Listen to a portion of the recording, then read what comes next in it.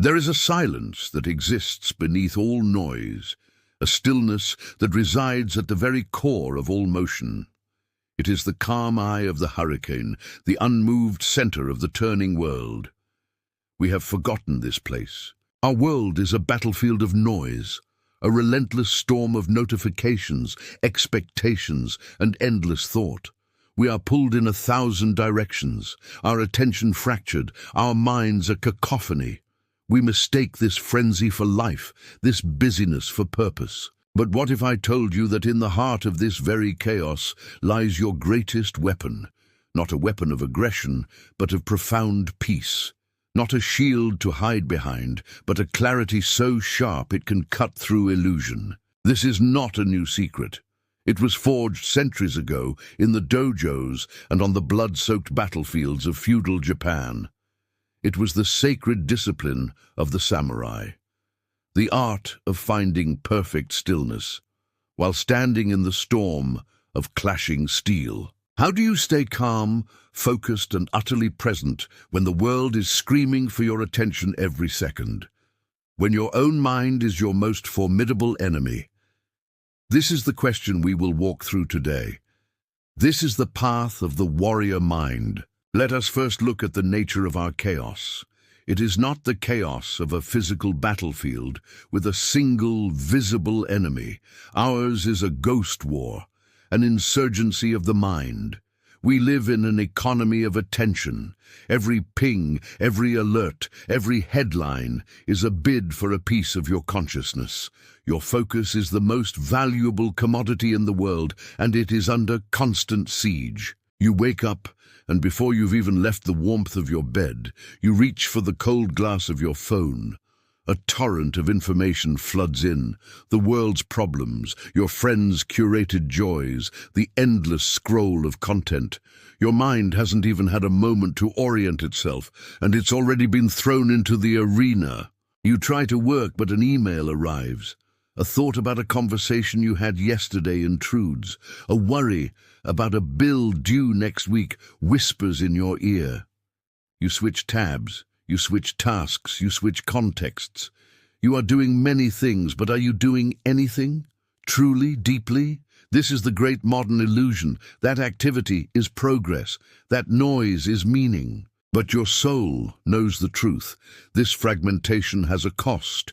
You feel it as a low hum of anxiety, a persistent exhaustion that sleep doesn't cure. You feel scattered, unable to concentrate on a book, a project, or even a conversation with someone you love. Your mind is like a river in a storm, muddy, turbulent, impossible to see through. You are overthinking the past, anxiously projecting into the future, and in doing so, you are sacrificing the only reality that truly exists, this present moment. The Roman emperor and Stoic philosopher Marcus Aurelius meditated on this very problem in his private writings. He said, "Never let the future disturb you. You will meet it, if you have to, with the same weapons of reason which today arm you against the present. But what are those weapons? When the present feels like a hurricane, what is the shield? What is the sword?" The samurai understood that the battle is first won or lost, not with the hand, but with the mind. Before the sword is even drawn, the outcome is often decided. The chaotic battlefield was merely an external reflection of an internal state. To be defeated externally was a tragedy, but to be defeated internally by fear, by confusion, by distraction was a disgrace. Your life right now is your dojo, your inbox, your social feed, your daily commute, your difficult conversations. These are your practice grounds. The clashing swords are the demands and distractions vying for your spirit. And the first step to mastering this battlefield is to recognize the nature of the fight. To see the chaos not as an inescapable condition of life, but as a test, a call to awaken a deeper part of yourself. Now, let us travel to a different world, a world of stark simplicity and lethal clarity, the world of the samurai. Among these warriors, one name stands as a giant, a philosopher swordsman whose legacy transcends violence and becomes art, Miyamoto Musashi. In his final days, he penned a set of principles for life and strategy, the Book of Five Rings, and in it he offers a clue, a single line that contains volumes. Perceive that which cannot be seen with the eye. What does this mean?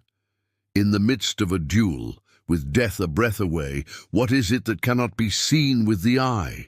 It is the opponent's intention, the subtle shift in his balance, the flicker of fear in his gaze, the empty space between his movements. It is the rhythm of the situation itself. To see this, your mind cannot be clouded by thought. It cannot be shouting at you, "I might die," or "I must win." It must be just silent, reflective, like a still pond that perfectly mirrors the moon. This state is known in Zen as Mushin no Shin, the mind of no mind. It is not a state of being blank or unconscious. It is the opposite. It is a state of hyper-awareness, free from the clutter of the ego. No past, no future, no judgment, no fear, just pure, unobstructed perception and response. The mind becomes like a mirror, reflecting what is, without distortion. It does not hold onto the image of the sword. It simply allows the sword to be seen and responds accordingly. Imagine Musashi facing his legendary duel with Sasaki Kojiro. The tension is unimaginable. The world has shrunk to a small island, two men, and the space between them. A lesser mind would be racing. His reputation, his longsword, the technique he might use, my legacy. This is the chaos. This is the internal noise that leads to a fatal mistake. But Musashi enters Mushin. His mind is empty, still. He is not thinking about the duel. He is in the duel. He perceives Kojiro's rhythm, his overconfidence. He sees what cannot be seen with the eye alone. And in that stillness, a spontaneous, perfect response arises. He carves a wooden oar into a longer sword on the boat ride over and uses it to defeat his opponent. This is the great paradox, the motionless mind in a moving world. The Stoics, thousands of miles away, were arriving at the same profound truth. Epictetus, a former slave, taught that we suffer not from events, but from our judgments about them. The chaos of the world is one thing. The storm we create in our minds about that chaos is another. He said, we cannot choose our external circumstances, but we can always choose how we respond to them. Your power lies not in controlling the storm, but in controlling the state of your own mind amidst the storm. The Taoists call this Wu Wei, action through non-action. It is the effortless action of a river flowing around a rock. It does not strive, it does not struggle.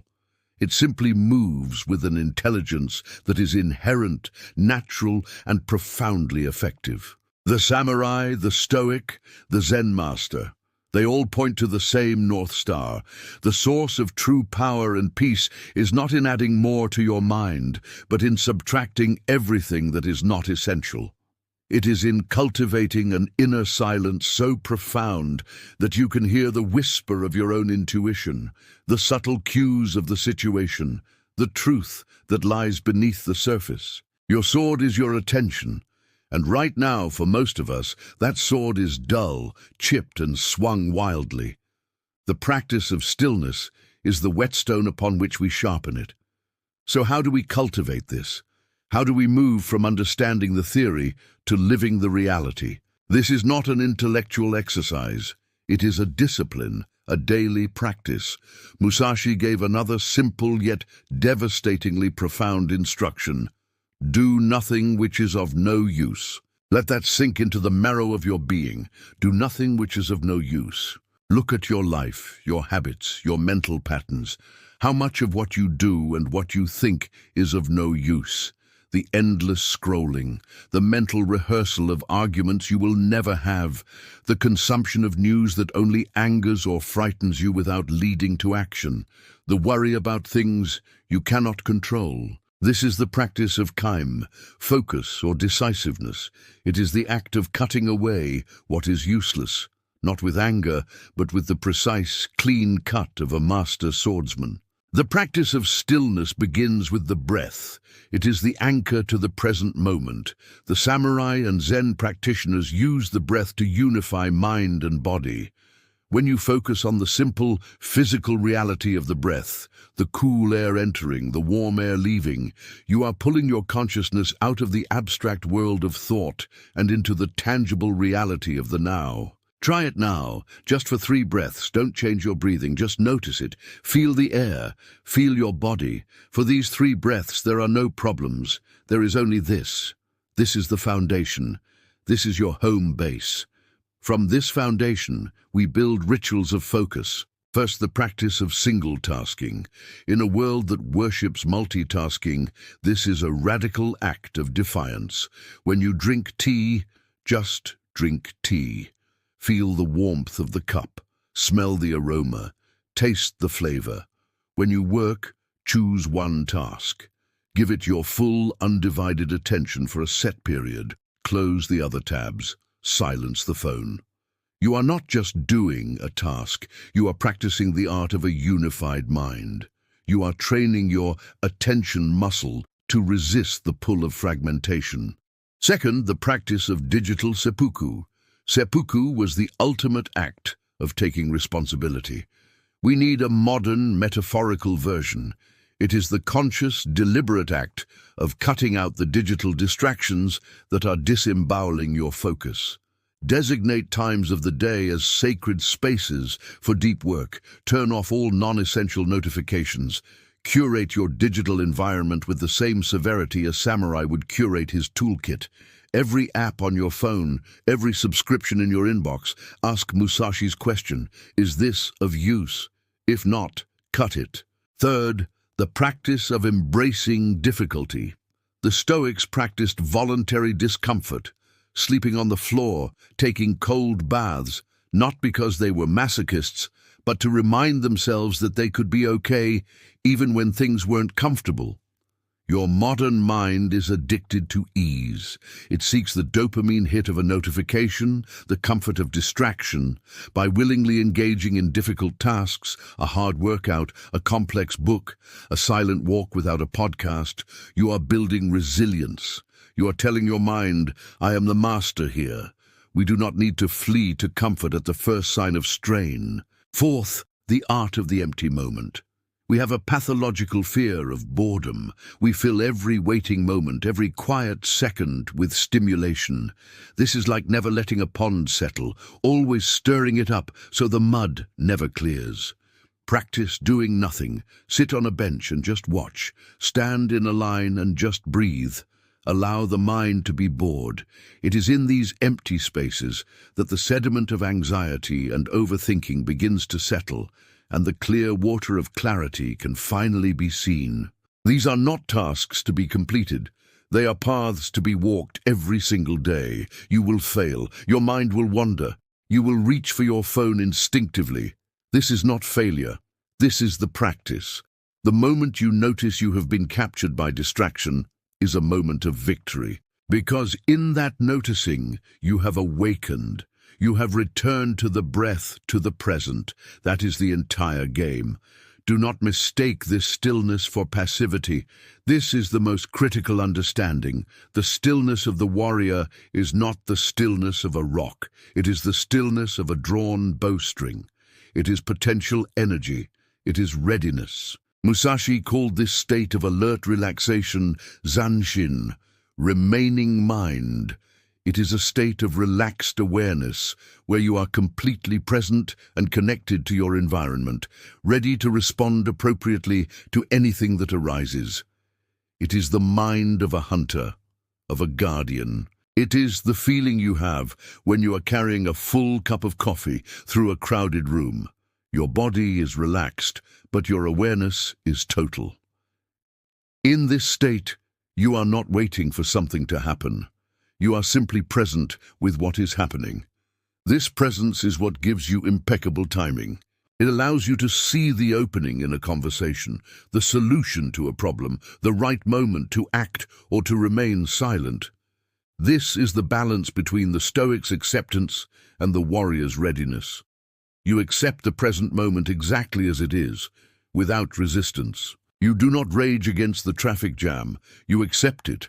But within that acceptance, you are ready to act the moment the road clears. You are not passive, you are poised. In your life, this looks like handling a stressful meeting, not with frantic anxiety, but with a calm, listening presence. It looks like dealing with a difficult emotion, anger, sadness, not by being consumed by it, but by observing it, accepting its presence, and then choosing your response from a place of center, not reaction. Your mind, when still, becomes like the surface of a lake. When a stone of provocation is thrown, it creates ripples, yes. But because the lake is deep and fundamentally still, the ripples soon settle. They do not become a permanent storm. A reactive mind is a shallow puddle. The same stone churns up mud from the bottom, clouding everything, and the disturbance lasts far longer. The warrior mind understands that control is an illusion. You cannot control the market, your boss, the weather, or other people's actions. The attempt to control these external things is a primary source of our chaos. The only thing you can ever hope to command is your own mind, your own perception, your own response. This is the ultimate freedom.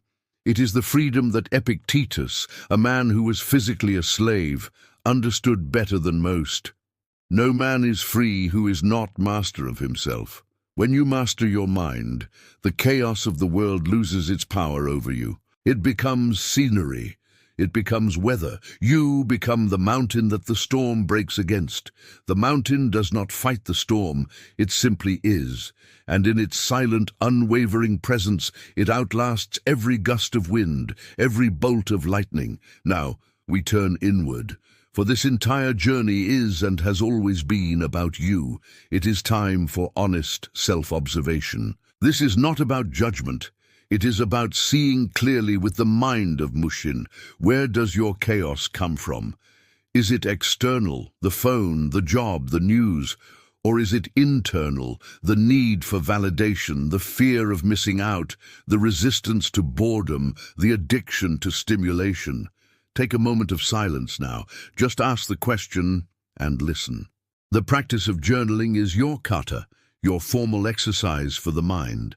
Like a samurai practicing his sword strokes alone in the dojo, you must practice untangling your thoughts on the page. Write down what is pulling at your attention. Write down your fears. Ask yourself, is this thought useful? Is this worry within my control? By externalizing the chaos, you rob it of its power. You see it for what it is, passing weather in the sky of your mind. The practice of silence is your sharpest whetstone. Seek out moments of true, deep silence. No music, no podcasts, no conversation, just you and the sound of your own being.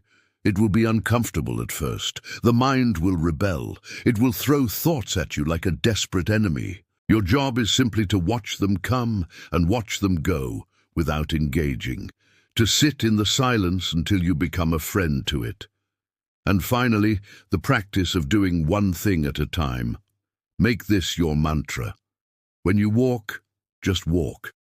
Feel the ground beneath your feet. When you eat, just eat. Savor the textures, the flavors. When you listen to someone, truly listen. Don't formulate your response while they are talking. Give them the gift of your complete attention. In these simple, profound acts, you are not escaping from life. You are returning to it. You are returning to yourself. The transformation is subtle at first. It's not that the chaos disappears. It's that your relationship to it changes. You begin to find a strange comfort in the empty moments. You find a sense of power in your ability to pause before reacting.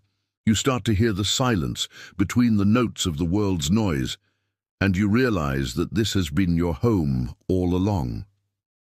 So we end where we began, with stillness. The samurai secret was never about fighting better. It was about seeing better, and to see clearly, the mind must be still. You are not a passive victim of the modern world. You are a potential warrior of awareness, and this overstimulated age is your perfect dojo. Every distraction is an invitation to practice focus. Every anxiety is a call to return to the breath. Every moment of overwhelm is a chance to ask what is essential and to cut away the rest. This path is not about adding another burden to your life. It is about laying down the burden you have been carrying all along, the burden of a fractured, noisy, untrained mind. When the storm of your thoughts rages, do not fight the wind. Do not chase the clouds. Become the mountain. Root yourself in the present. Be still and know. When the chaos of the world feels overwhelming, do not add to the noise. Become the silent, deep lake. Reflect what is without distortion. Respond from depth, not from the surface. And when you feel pulled in 1,000 directions, remember the swordsman's wisdom. Do nothing which is of no use. Wield the sword of your attention with precision and care. Cut the cords of distraction and focus your energy on what truly matters in this moment and the next. The secret to unshakable focus was never about looking outward for a solution. It was always about turning inward and discovering the profound, unshakable stillness that has been there all along. It is your birthright. It is your quiet power. It is the still point at the center of your turning world. Go forth and live from that place.